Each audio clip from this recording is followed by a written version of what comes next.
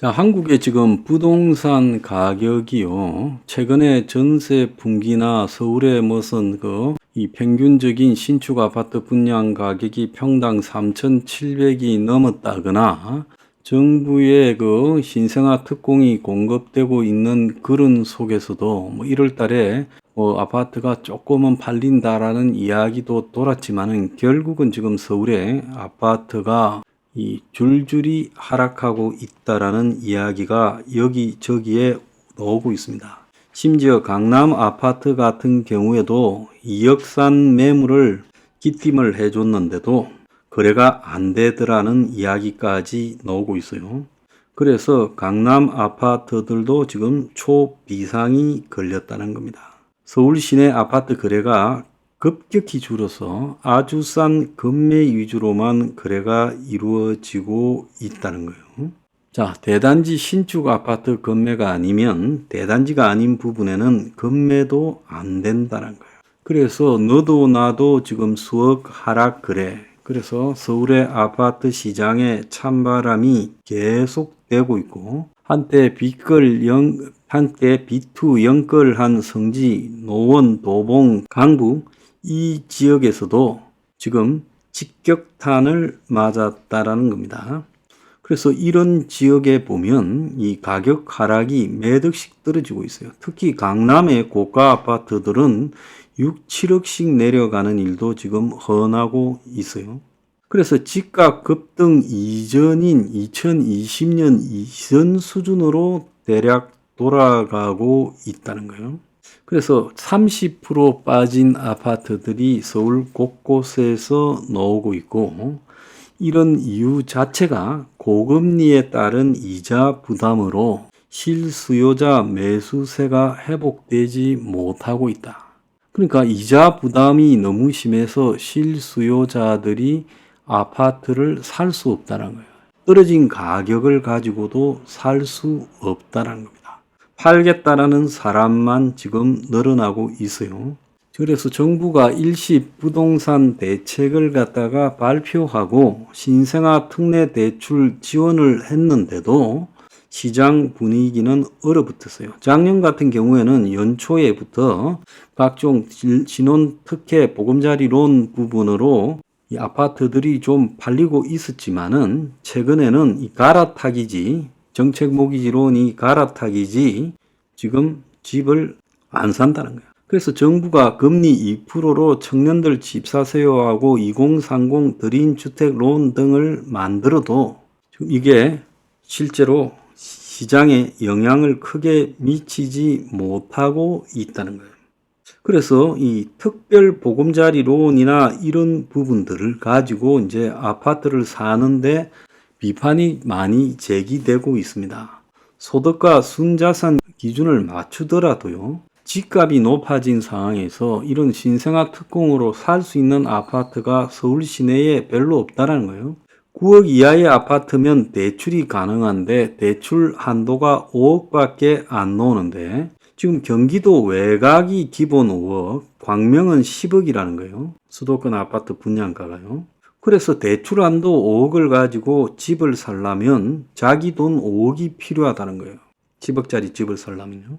또 부부 소득 합산 기준 1억 3천 이하인데 이 소득 기준이 있는데 현금 5억이 있어야 되고 또 그런데 부부 합산 소득은 1억 3천 이하. 그러니까 1억 3천 이하의 신혼 부부 애 놓는 사람들이 어떻게 5억을 모으겠습니까? 그렇기 때문에 신생아 이 특례 공급이라는 것이 지금 현실에 맞지 않는다라는 이야기가 계속 나오고 있어요. 그래서 지금 이 경매 시장에서도 찬밥이다, 아파트가. 그래서 아파트가 전국에 제일 큰 단지가 지금 송파 있잖아요. 송파 아파트도 지금 경매에 붙여졌는데 거기서도 지금 잘 안 팔리고 있다라는 이야기까지 나오고 있습니다. 자, 이렇게 이제 일이 진행되다 보니까 지금 건설업계에 위기가 와서 지금 건설사가 부도가 5개가 나고 폐업이 565개가 했다. 올해 1월부터 현재 2월 달까지요. 그래서 폐업 신고한 종합건설사가 64개, 전문 건설사가 501개, 그래서 565개고요.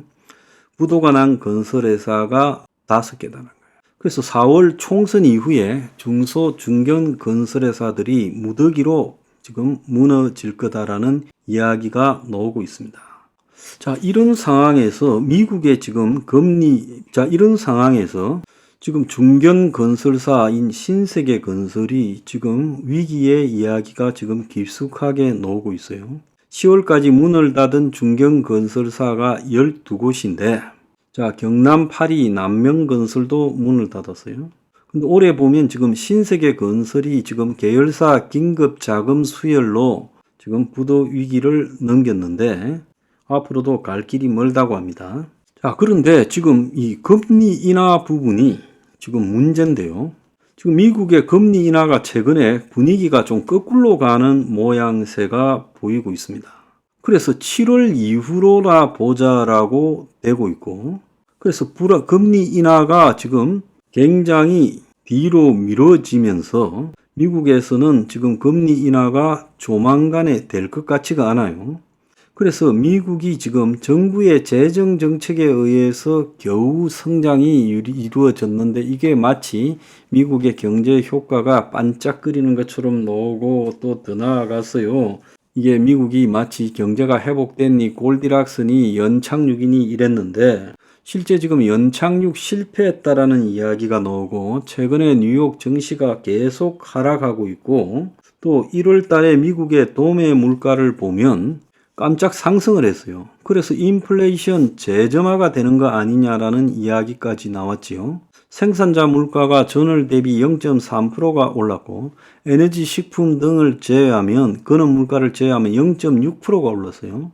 그래서 서비스 물가가 상승을 주도하고 있어서 연준의 조기 금리 인하 기대하고는 지금 반대로 가고 있고, 그래서 국채 금리도 지금 4.3%가량 올라가 버리면서 미국이 지금 금리를 갖다가 내린다라는 말이 좀 황당해진 이야기로 치부되고, 인플레 우려가 더 커진다라는 이야기까지 나오고 있어요. 그래서 제가 말씀드리지 않았습니까? 거듭해서 미국에서 거대한 경기 침체가 덮쳐가지고 미국 경제가 대공황과 같은 침체로 가기 전에는 이 지금 화폐 남발에 의한 물가 상승을 좀처럼 잡지 못할 거다라는 거예요. 그래서 지난 1월 CPI가 3.1%로 예상보다 0.2가 높게 나왔죠. 그래서 소비자 물가, 도매 물가가 다 올라가고 있는데, 지금 서비스 분야의 물가가 이게 통제가 잘 안 되는 상황까지 가고 있다라고 이야기가 나오고 있습니다. 자, 이러다 보니까 미국의 국채 금리가 4.3을 장중에 훌쩍 넘기도 했고요. 자, 이렇게 되다 보니까 미국의 주식 시장도 영향을 미치고 있죠. 그래서 미국의 물가 전선의 이상 지구가 계속되고 있어서 지난해 11월, 12월에 대충 이야기가 나왔던 미국의 이제 물가가 잡히는 방향으로 갔다라는 이야기가 다시 없는 이야기가 되고 있고, 그래서 연준이 지금 관망하는 속에 연내 금리 인하가 불가능할 거다라는 전망이 처음으로 등장했어요. 도이치뱅크는 연내 금리 인하가 있을 수 있다라고 말을 했지만은 실제로 연내 금리 인하가 있을 수 없다라는 전망이 나오고 있고, 경제 전망 자체가 무의미하다. 그래서 올해 경기 침체 확률이 지금 100%가 되면 그때나 가능할지 모르고 그 외에는 없다라고 이야기가 나오고 있어요. 그래서 도대체 언제 금리가 인하될지 모르고, 여기에 미국의 상업용 부동산이 가져오는 위기가 한국의 부동산에도 굉장히 영향을 미칠 거라고 보이고 있습니다. 그래서 뉴욕 한복판에 있는 빌딩들까지도 지금 이렇게 가격이 택도 없이 지금 쪼그라들고 있어요.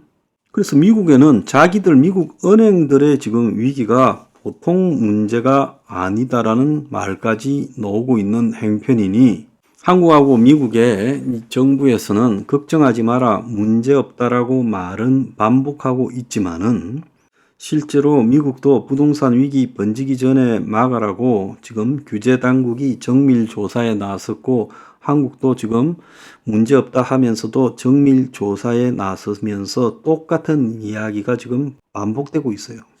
자, 그래서 참으로 지금 어려운 순간이 오고 있습니다. 한국의 이 아파트 가격이 지금 속수무책으로 무너지고 있는 속에서 세계적인 부동산 위기가 발생했어요. 상업용 부동산 위기가요. 이것이 지금 미국의 금융기관과 한국의 금융기관에도 영향을 미치고 있고, 여기에 지금 또 물가는 그냥 예측 불허로 끈적이면서 내려가지 않으면서 지금 예상을 갖다가 깨고 있습니다. 자, 이런 것이 지금 앞으로 어떻게 될 건가? 한국의 부동산에 어떤 영향을 미칠 건가? 한국 부동산 올라간다라는 게 당분간 몇 년간은 거의 불가능한 이야기 아니겠습니까? 그 사이에 무슨 일이 일어날지 답이 나오지 않겠어요?